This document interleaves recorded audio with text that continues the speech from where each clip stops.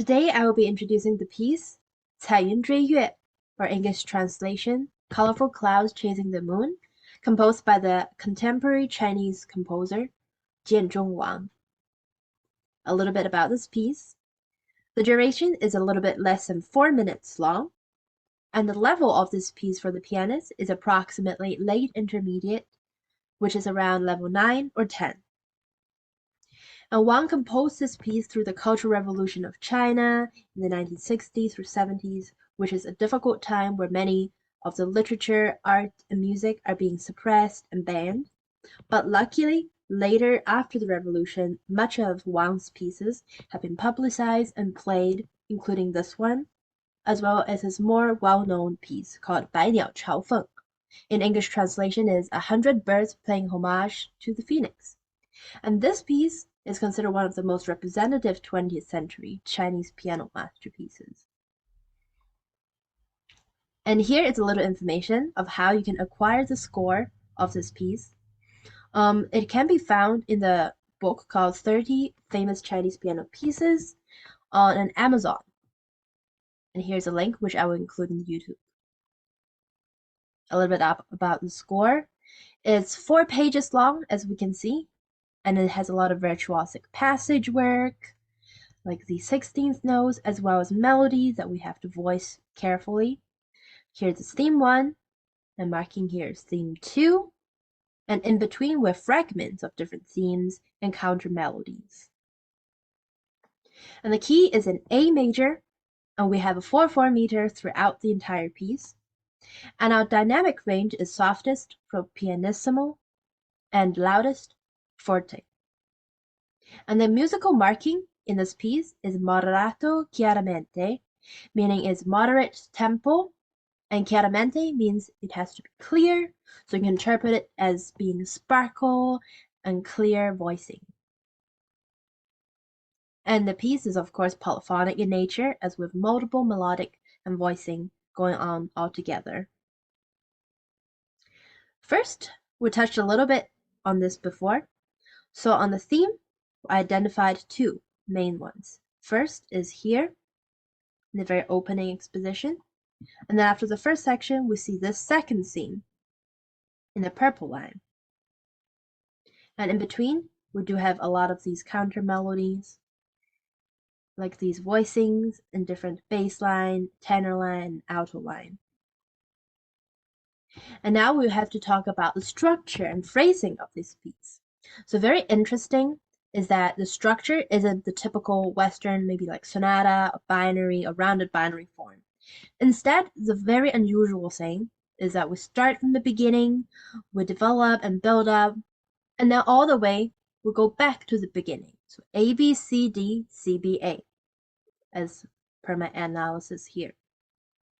So it's very circular and rounded, the structure, and gives almost like a very full and content narrative. And here, for the phrasing, is very interesting because in the piece we do have a lot of repetitive kind of motives that we want to avoid making them sound exactly the same. We can do that by thinking in terms of longer phrasing and thinking of where are the arrivals instead of focusing on the short little phrases and slurs.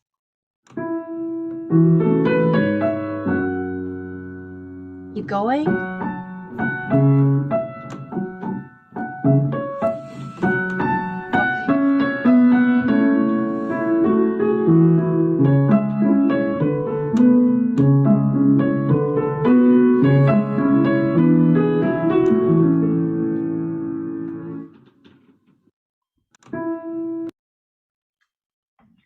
And the next important and interesting about this piece is the tone color.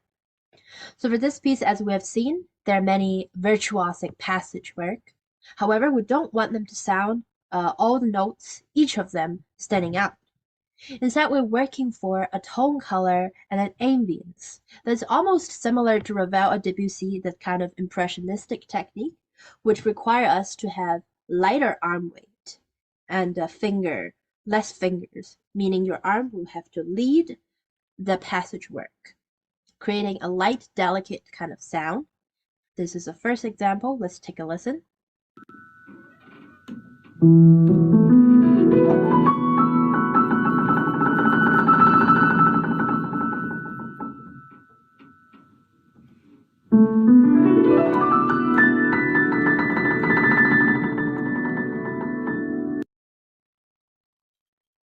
And apart from these really soft piano and delicate moments of passage work, we also have some really passionate climatic moment in the center as well as the very second to last section of this piece.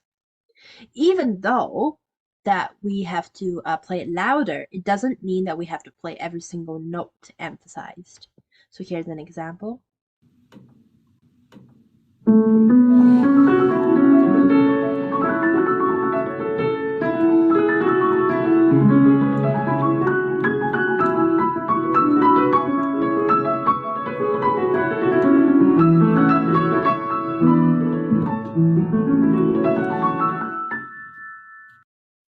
As we can see here, the forte dynamic does not apply to the flowing passage work in the right hand as we've seen. Instead, we voice it using the melodic line in the bass clef. Now we're moving on to some practice strategies, as this piece has some challenges and difficulties as for late intermediate pianists. For the passage work, which is a main challenge of this technical demand, we can use dotted rhythms and the varied form of dotted rhythms, such as this one, the third, and the fourth. We work on this for evenness, control of the articulation, as well as for hand coordination when there's a melody in one hand and passage work in the other. Here's an example.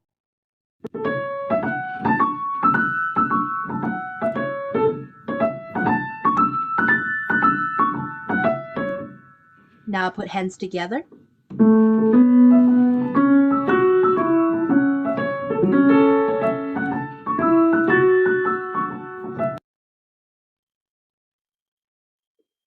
And there are different things we need to look out for, specifically the dynamic.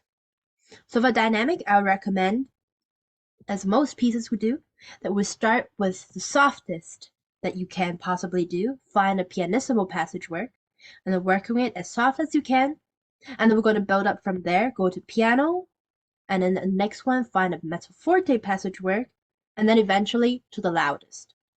By doing that, we can avoid getting too excited maybe in the beginning and play the maybe mezzo forte already up to a climatic fortissimo.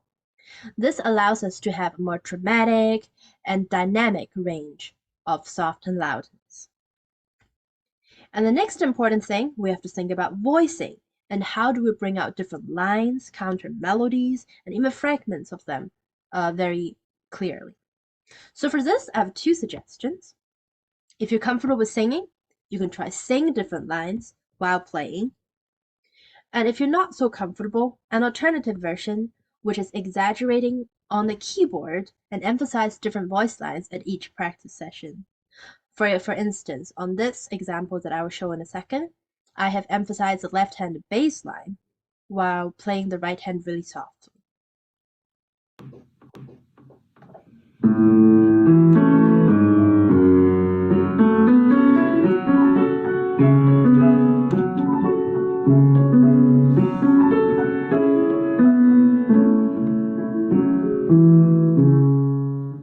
And now to the regular version.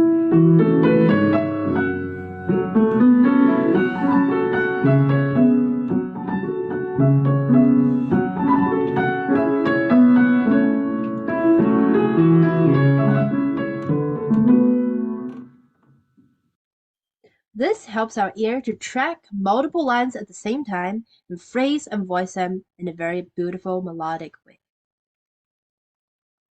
And now a next very important thing, we do use a lot of pedal in this piece. However, like the reminder, the musical marking is chiaramente. We do want to make sure it's not too muddied. We want to be able to bring out the melodic line without having the passage work clouding. So a lot of the times, I would suggest use shallow paddling, meaning for the pedal, you don't press all the way down, but maybe just 1/3 or 2/3 of the pedal. This helps create an airy, yet clear passage work. First one is an example when it's like piano dynamic.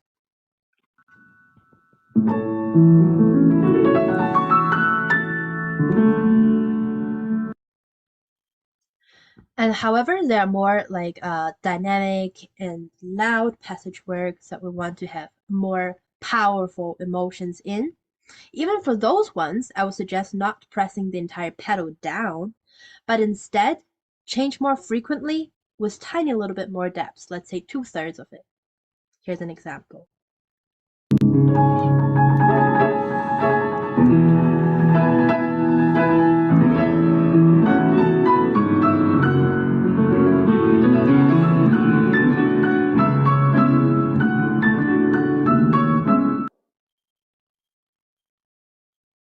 And lastly, of course, here's my performance of this piece. Enjoy.